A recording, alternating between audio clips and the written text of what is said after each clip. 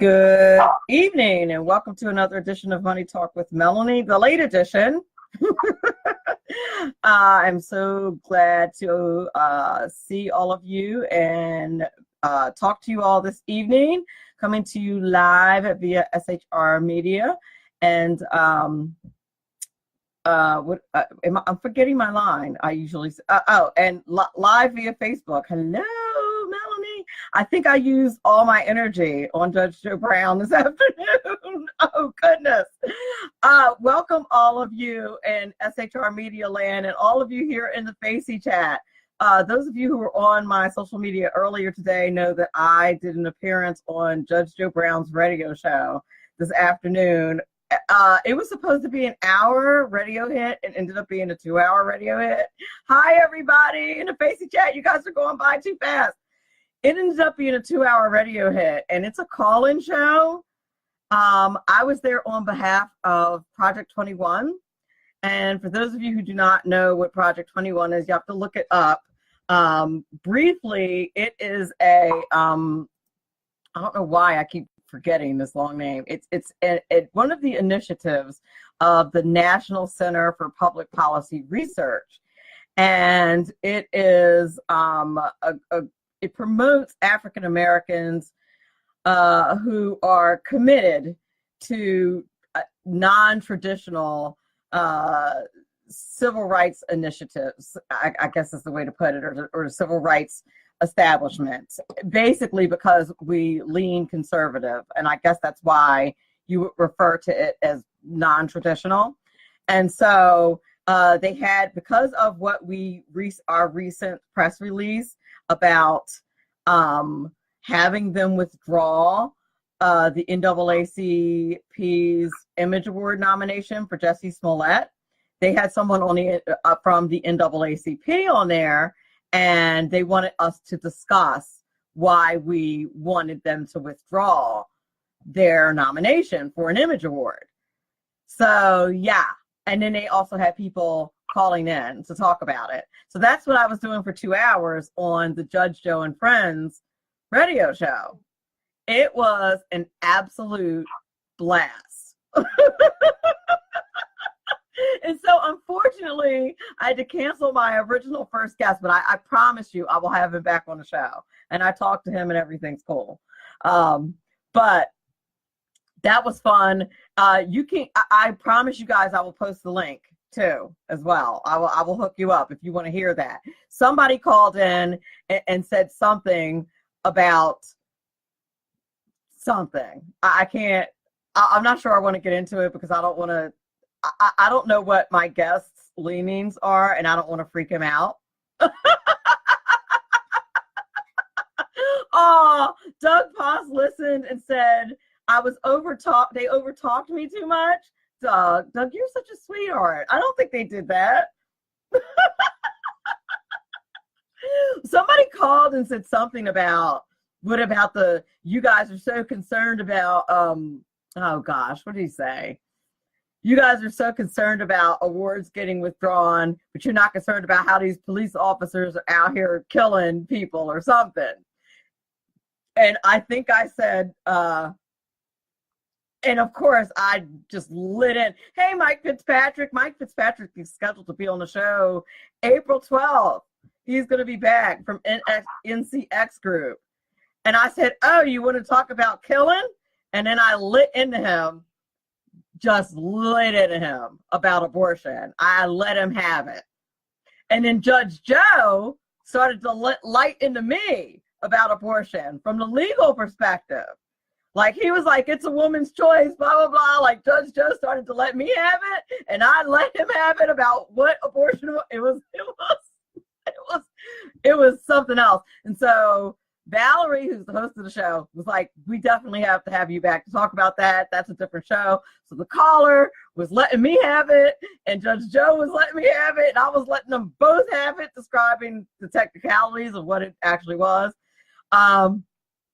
So it was funny. Oh, Doug, you heard that? So, yeah, and the poor host was like, okay, wait, everybody stop. So, but I think I saved some energy for David Flores Wilson, who I actually am really excited to have on the show today. He is a CPF, a CFA, an editor of Planning to Wealth, which we want to be wealthy, right? I can't replay it, but I am going to post it. Robert Houston, who, by the way, is a Money Talk with Melanie sponsor, and I thank him for that. He is from creditrepair.biz. Thank you so much for being a Money Talk with Melanie sponsor. I appreciate you. As soon as I literally just got off the air with them, Robert. As soon as I can get the link to that, I will get that to you, darling. I will post that. As soon as I get it, I will grab that for you. Doug listened to it, so Doug can give you the play-by-play of that exchange. That was fun. All right, I'm going to take a little break, and as soon as we get back, we're going to talk about how we can go from planning to wealth. I in particular, was interested in, one of the reasons why I'm having David Flores Wilson on the show is in particular interested in some of the key skills and financial knowledge that most of us lack, because I think there are some very specific things that we lack and we're probably unaware of. So I'm excited about having him on the show. We'll be back in a couple of moments. If I can click the right buttons here.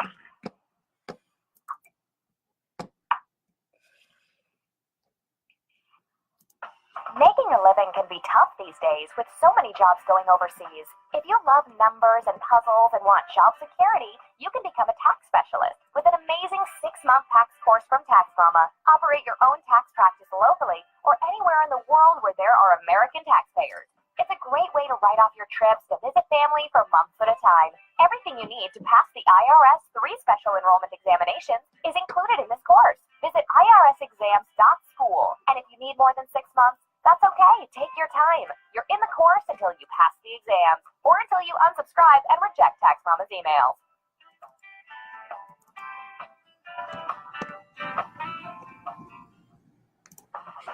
Right now, you can get the credit you deserve. Just visit MrCreditRepair.biz. Let their expert credit repair specialist remove late payments, charge-offs, collections, even old bankruptcies fast and easy. That's MrCreditRepair.biz. Why go anyplace else? Increase your credit score today. At Mr. Credit, you always get a quality service, all at our everyday discounted price. Stop getting turned down for cars, credit cards, or even new homes. Visit MrCreditRepair.biz today. That's MrCreditRepair.biz. Your credit repair is our #1 priority.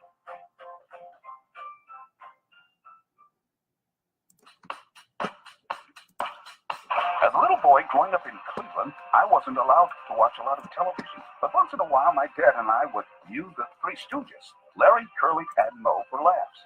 Hello, I'm Ron Edwards. From today's page from the Edwards Notebook, today there's a new Three Stooges in Congress. Rashida Tlaib, who fights for Palestinian causes. Imam Omar of Minnesota, who doesn't support our values or good principles that made America the envy of the world.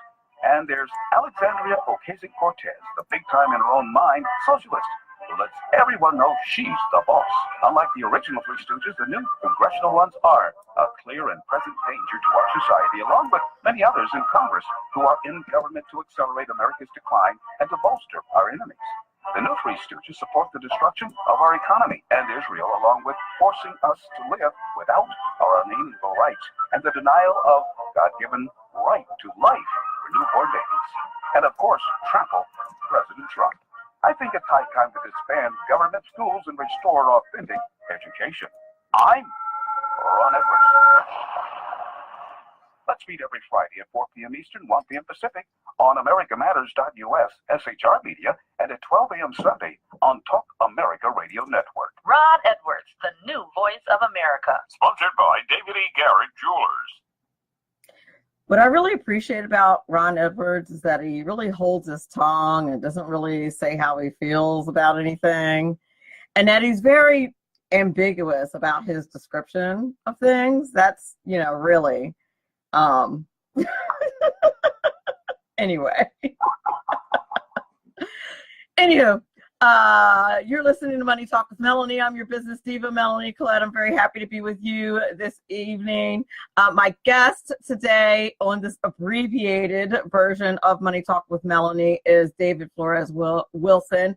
He is a CPF and CFA editor of Planning to Wealth, and he's going to talk to us today about planning to wealth. I'll give you a little bit of his background. He has a passion for serving as a resource to friends, colleagues, and clients. After years of advising individuals on the side, David established Planning to Wealth in an effort to find new ways to better serve his clients and provide accessible, quality financial advice, providing everything from financial planning tips and wealth management guidance to travel hacks for your next vacation. David aims to be the go-to resource for all financial topics and life planning considerations. His financial guidance has appeared on Yahoo Finance, Investopedia, CNBC, Investment News, and others.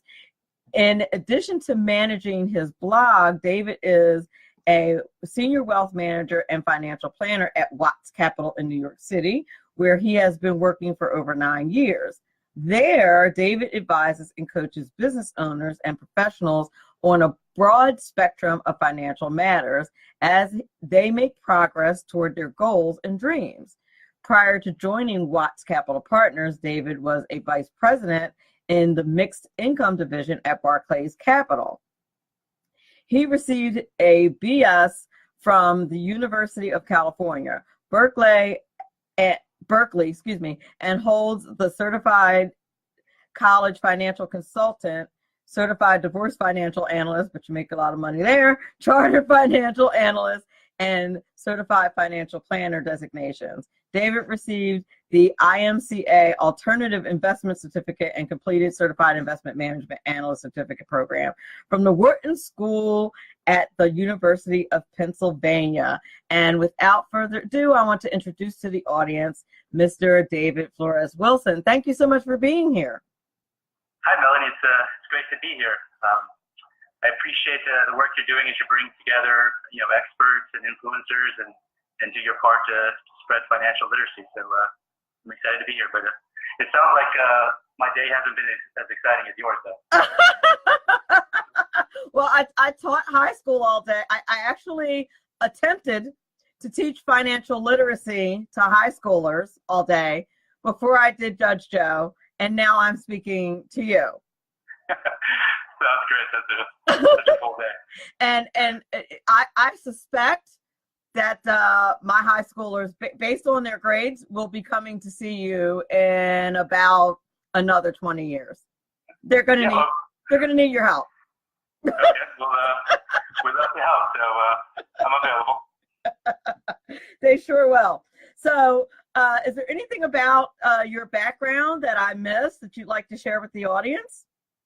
I mean, you pretty much got it all in there. I think that, for me, I think I'm a pretty big advocate of financial literacy, and I got lucky sort of growing up that my dad was a CPA, and so I always got these little nuggets of knowledge about taxes and savings and investing from him.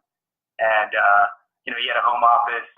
And, the business owners and entrepreneurs and executives would kind of come through. And so I sort of absorbed it by osmosis over time. And then it became my career. So I love it. There's only, at least the last time I looked, there are only 6 states that require financial literacy courses.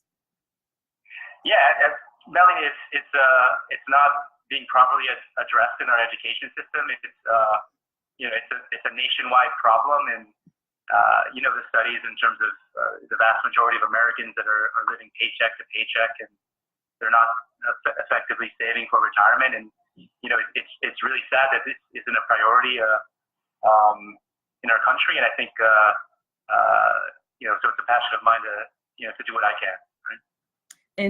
Indeed. So where do you start off when you are advising your clients? Oftentimes, I feel like I'm in the interest of transparency. I'm in a similar business. So where do you start off with your clients? Oftentimes you kind of have to know where you are in order to know where you're going, right?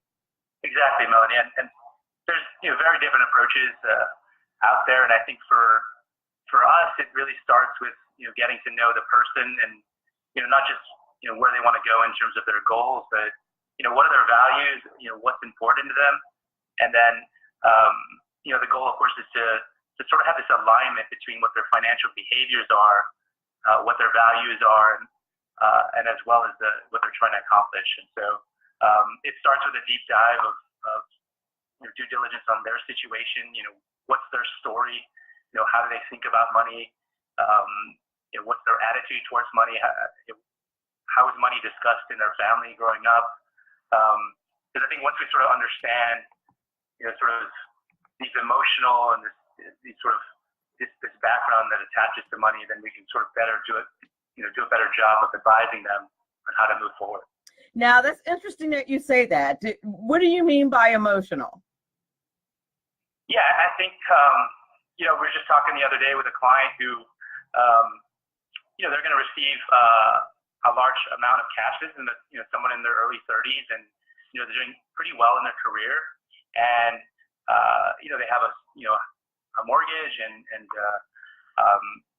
they're sort of wrestling with their parents want to give them a little bit of money and to kind of help them to help that person be a little more financially secure, and that person's first response was not to take the money, and because they don't want to feel any sort of guilt or any sort of sort of these emotions that have sort of built up since since she was a child. And even though sort of the economic thing is to take the money, pay off some debt, invest it, save it, there's some real barriers to kind of think through why is she feeling these things, and before we could put a plan in place and move forward. Well, I mean, kudos to her for even, or him either, for even having the thought of talking to you about it, as opposed to blowing it. You know what I mean? Yeah. Or having any guilt behind it. There's people who are super responsible that would have just done whatever with it. You know what I mean?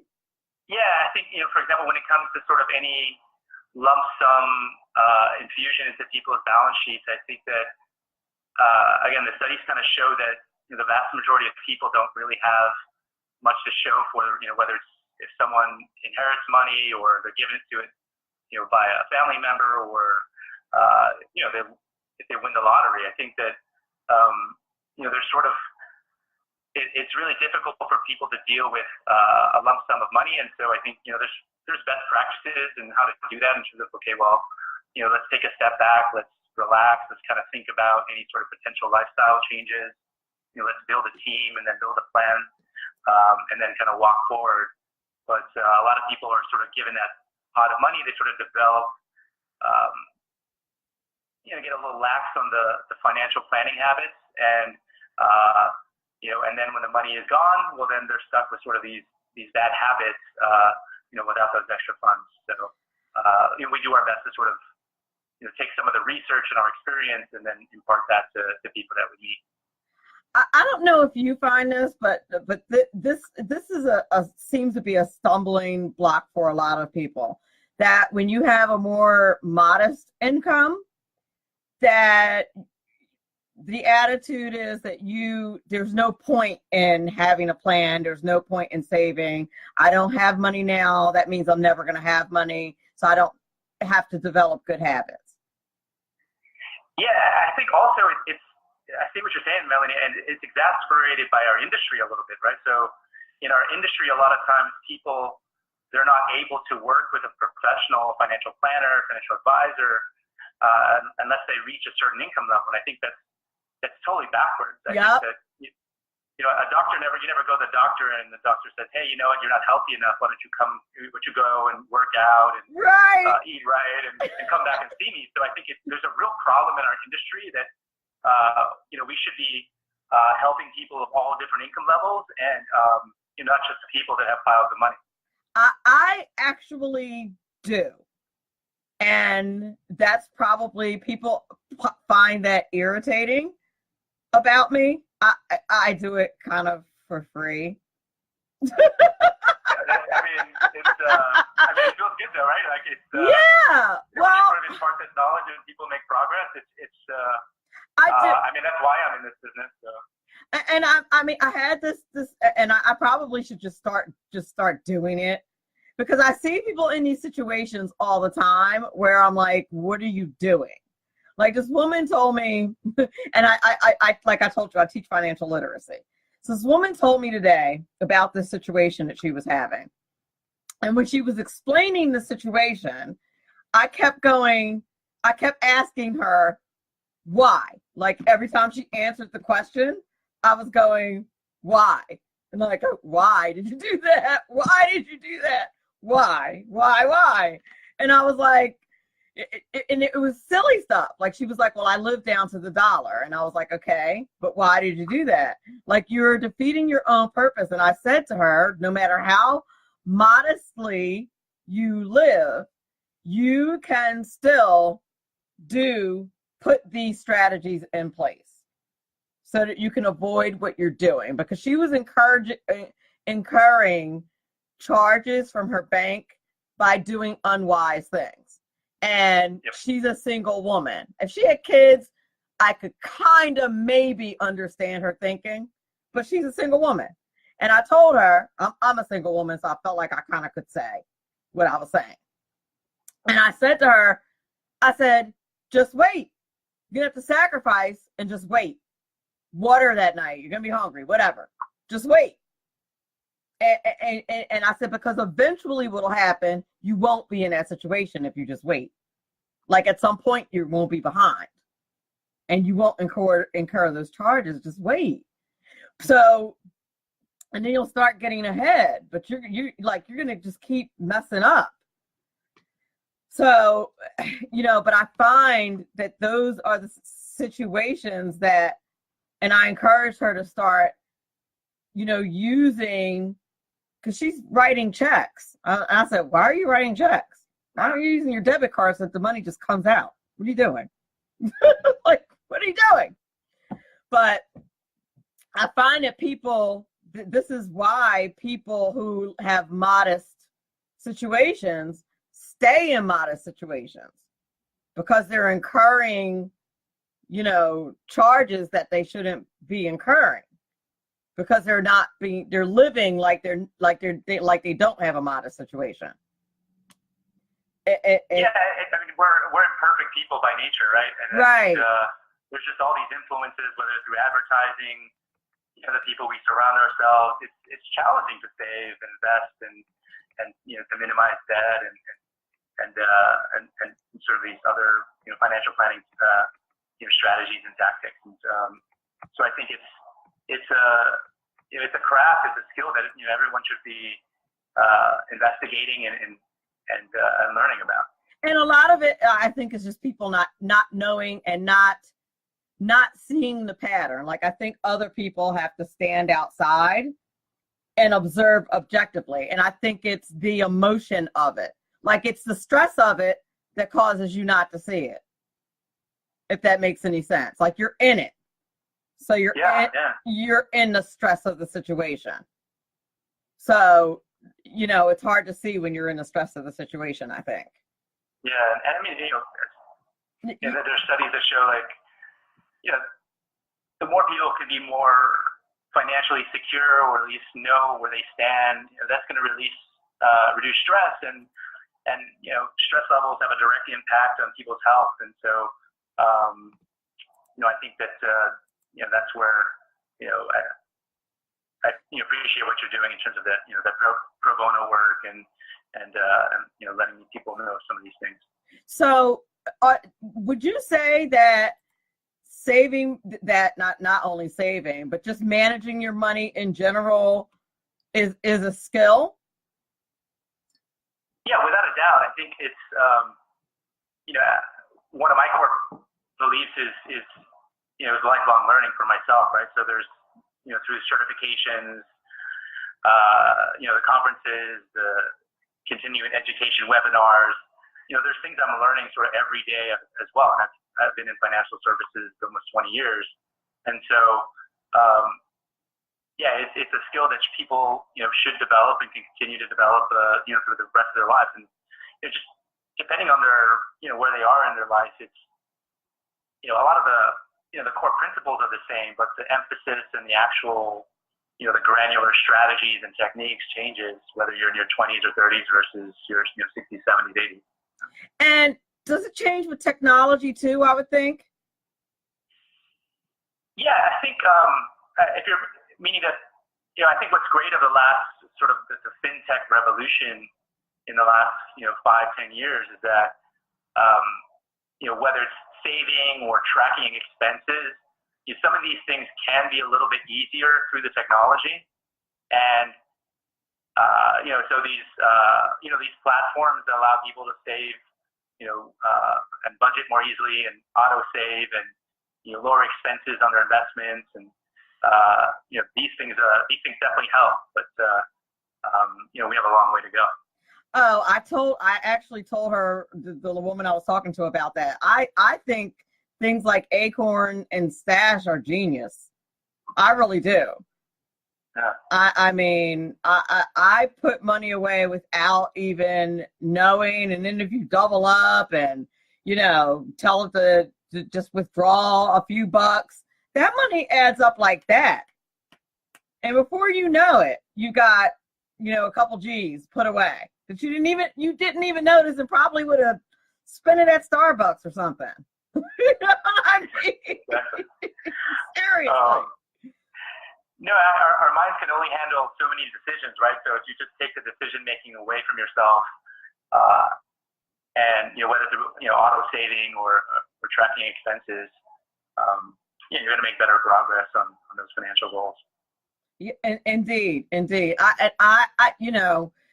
I think the only part that's not, like, you want to budget every dime, right? Like, you're supposed to be accountable. And I guess you can budget that technically, but it's not technically right. I don't know. I mean, I think you know what I mean? It takes a lot of discipline to sort of, track every last dollar. And I think, we also have to be realistic. I think, for a lot of the couples we work with, we encourage them to do sort of these budgeting dates, so once a month they kind of sit down, get a bottle of wine out and just, go through all the expenses and kind of talk through, what was spent and what they plan on spending. And, we found that seems to work for a lot of people. That is like the most unromantic date I've ever heard of. That is not romantic at all. I'm just saying. So your blog planning. So I can see how that first date's gonna go. I'm not married, but I'm just saying, like, the first night my husband breaks out the wine and the candles, and I'm like, oh, he's so sweet. And then I see him grab the checkbook and the bank statement from under the table. I'm gonna be like, yeah, I'm in a lot of trouble right now. This is not going to go well. He's like, so let's talk about that $500 at Macy's, sweetie. The rest of the night's not going to go as I thought. Not the romantic date I intended. I do not think. So I noticed that you write for, you've written for, it says your guidance has appeared on Investopedia. I've consulted Investopedia quite a bit, actually. Tell me about your blog, though, Planning to Wealth. What kind of information can we find there? Sure. Kind of given had the honor of sort of working with people of different circumstances and been able to give them, different strategies and tips and sort of walk along this financial journey with many, different types of people. And so, the impetus for the blog was really just to put some of the, some of those strategies and techniques and to dive deep on some of the topics. And, so that I can put it out there and people can, people going through those situations could could read the content and hopefully it's helpful. So whether it's financial tips that were for young people regarding Social Security or the tax advantages through opportunity zones, just try to dive deep on these topics and offer something that that people could find, read, and take action on. Those opportunity zones make a huge difference. I have one about 40 minutes from my house, and they do make a humongous difference. I don't know if anybody, that's where the tax rate is like cut, where the sales tax rate is like cut in half, right? Well, no, this is that actually might be based on some of those other earlier programs. But this is a newer program where people that have capital gains could roll those capital gains into real estate projects within these opportunities. Right. Those were designated last summer. I think what's good about the program is, it has bipartisan support. Yes. So that way, there's less of a chance it going away. But, there's essentially 3 tax breaks from it where people can defer capital gains until 2027. They could get a reduction of the capital gains if they hold for 5 or 7 years by 10 or 15%. And then to the extent they hold for 10 years, any additional capital gain is actually tax-free, which is it's pretty amazing. And I think that we'll see this will affect a lot of communities with a lot of investment, and we should see a lot of activity in real estate markets that were in theory ignored. I hope so. I sincerely hope so. Now, I feel like a lot of us just kind of let our finances manage themselves. You know what I mean? Like our paychecks manage us. Our bills and our paychecks manage us. Yeah. The money comes in, the bills come in, and it manages us. We are not directing the ship. How can we create a situation where we are directing what happens to our money? Yeah, I have a good point. I think, people should, I found what's effective is if they focus sort of on the 5 key areas. Those 5 key areas are, 1, saving, 2, investing, 3, protecting what you have through, life insurance, disability insurance, home insurance, etc. As well as they should be, managing debt effectively and minimizing taxes through, all the different strategies and techniques that people have to avoid taxes, defer taxes, and emphasize lower taxes over higher taxes. So if they sort of focus on those 5 areas, they're going to do well and they're going to make progress towards financial independence. I like it. I like it a lot. That makes a lot of sense. And are there different things that if you are in an impoverished situation or if you find yourself in deep debt, is there a way to get out and get out safely, or are you doomed to be in debt forever? Well, I mean, there's no sort of easy solution, right? So I think the first step is just recognizing that there's a problem, and then and outlining a plan to attack it, right? So in terms of paying off debt, you want to start, of course, with the highest interest rate debt first and start to pay that off. And I think there's been other studies that show that maybe you should start to pay off the smallest balances first, so that way you get some momentum and you start to see some progress. And so you pay off the smallest balance, and then you pay the second largest balance, and so on. Because once we see progress being made, at the personal level, that's when people really kind of kick in high gear and achieve goals like that. So, but yeah, I think people should put the debt plan in place and start to build an emergency plan, and look at their expenses, look at their revenues, and then start to just address those sort of different aspects of financial planning, saving, investing, protecting, using the tax code to minimize taxes and then of course managing debt. I agree. I had a boss one time and he used to tell me when you have a lot to do, you have to do something called like a big, huge task. You should do something called focus methodically. And that's how I think about something like paying off a lot of debt. You have to focus methodically. It's methodical. Just keep doing it. It'll get done. Just keep doing it till it gets done, step by step. And I think it's this, like, eventually you're going to start seeing the fruits of your labor, so to speak. You're going to start seeing that go down.